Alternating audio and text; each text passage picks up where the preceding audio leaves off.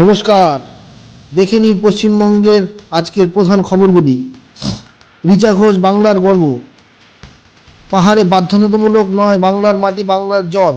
Voter তালিকা সংশোধন ও রাজ্যে বিতরণ হলো 3 কোটি ফর্ম। এসআইআর ও সিএএ নিয়ে অশান্তি, কেন্দ্রবিন্দুতে মহুয়া সম্প্রদায়। ভুয়ো ভারতীয় পরিচয়পত্রে ধরা পড়ল বাংলাদেশি নাগরিক। ভোটাধিকারের মাঝে বিভ্রান্তি, বানান ভুল, নতুন ঠিকানা, ডুপ্লিকেট ফর্ম। অনলাইনে এখন ফর্ম পাওয়া যাচ্ছে। ডাব্লিউবিসিএসসির ফল প্রকাশ, এইচএস স্তরের শিক্ষক শিক্ষিকা নিয়োগ পরীক্ষার ফল আউট। ক্রিকেট দলের তারকা রিচা ঘোষ আজ দ্বিগুণ সম্মান পেলেন। তিনি পশ্চিমবঙ্গ পুলিশের ডিএসপি পদে যোগ দিলেন এবং রাজ্য সরকারের সম্মানে বঙ্গভূষণ পুরস্কারও পেলেন। একজন ক্রীড়াবিদ থেকে পুলিশ অফিসার, রিচা আজ প্রমাণ করলেন স্বপ্ন বড় হলে কিছুই অসম্ভব নয়।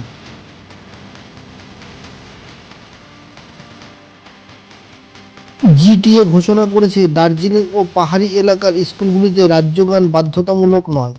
রাজনীতি নয়, স্থানীয় সংস্কৃতি ও বৈচিত্র্যকে সম্মান দেওয়াটাই মুখ্য, জিটিএর প্রধান বক্তব্য। ভোটার তালিকা আপডেট। ইতিমধ্যে 3 কোটি ফর্ম বিতরণ করা হয়েছে। পুরো রাজ্য জুড়ে বিএলওরা বাড়ি বাড়ি যাচ্ছেন। নতুন নাম যোগ, পুরনো নাম বাদ, ঠিকানা সংশোধন সবকিছুই এবার অত্যন্ত কড়াভাবে যাচাই করা হচ্ছে। ভোটার তালিকা সংশোধন, এসআইআর এবং সিএএ দুই বিষয় জুড়ে রাজ্যে রাজনৈতিক তাপমাত্রা বেড়েছে। বিশেষ করে মতুয়া সম্প্রদায় এখন রাজনৈতিক বিরোধের কেন্দ্র। টিএমসি এবং বিজেপি দুই দলের কৌশল এখন মতুয়া ভোট টানা। উত্তরবঙ্গের বাগডুবি এলাকায় এক বাংলাদেশি নাগরিক ভুয়ো ভোটার কার্ড ও নথি ব্যবহার করার অভিযোগে গ্রেপ্তার।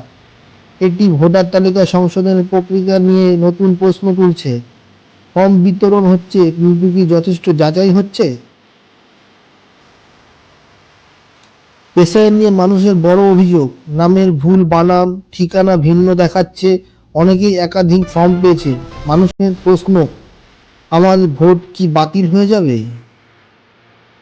ভোটার তালিকা সংশোধনের জন্য অনলাইন ফর্ম চালু হয়েছে।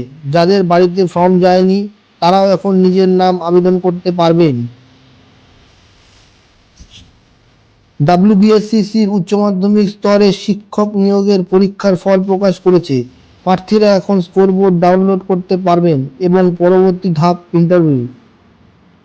পশ্চিমবঙ্গ সরকার নভেম্বর মাসে স্কুল ছুটির তালিকা প্রকাশ করেছে। শিক্ষক, ছাত্র ও অভিভাবকদের জন্য এটি একটি গুরুত্বপূর্ণ খবর। কলকাতা হাইকোর্ট রাজ্যকে নির্দেশ দিয়েছে 100 দিনের প্রকল্প তৎক্ষণাৎ শুরু করতে হবে। আদালতের নির্দেশে কেন্দ্র রাজ্যের দ্বন্দ্বে মানুষের কাজ বন্ধ রাখা যাবে না। মমতা বন্দ্যোপাধ্যায় ঘোষণা করলেন তিনি ফর্ম ফিল আপ করবেন না। তিনি বলেছেন রাজ্যের সকলের ফর্ম পূরণ না হলে তিনি এসআইআর ফর্ম পূরণ করবেন না। সীমান্তে নজরদারি বৃদ্ধি, বাংলাদেশ সীমান্তে নজরদারি আরও বাড়ানো হয়েছে।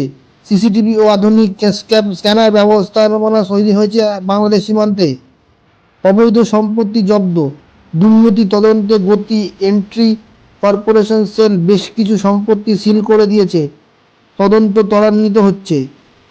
সাইবার প্রতারণার চক্র ভাঙল সিআইডি, বর্ধমানে বড় সাইবার প্রতারণার চক্র ধরা পড়ল, বহু ল্যাপটপ ও নগদ টাকা উদ্ধার। ডেঙ্গু স্ক্যানার ব্যবস্থাপনা তৈরি হয়েছে বাংলাদেশ সীমান্তে। অবৈধ সম্পত্তি জব্দ, দুর্নীতি তদন্তে গতি, এন্ট্রি কর্পোরেশন সেল বেশ কিছু সম্পত্তি সিল করে দিয়েছে, তদন্ত ত্বরান্বিত হচ্ছে। সাইবার প্রতারণার চক্র ভাঙল সিআইডি, বর্ধমানে বড় সাইবার প্রতারণার চক্র ধরা পড়ল, বহু ল্যাপটপ ও নগদ টাকা উদ্ধার। ডেঙ্গুর সংক্রমণ কিছুটা কমেছে, শহরের রোগী সংখ্যা কমেছে, তবে স্বাস্থ্য দপ্তর সতর্কতা বজায় রাখতে বলেছে। বড় হাসপাতালগুলিতে নতুন বেড বানানো হচ্ছে। শীতকালে নিউমোনিয়া ও জ্বর বাড়ার জন্যে মাথায় রেখেই এই প্রস্তুতি। ভিডিওটি ভালো লাগলে লাইক করুন, সাবস্ক্রাইব করুন, সঙ্গে থাকবেন পরবর্তী আপডেটের জন্য। ধন্যবাদ।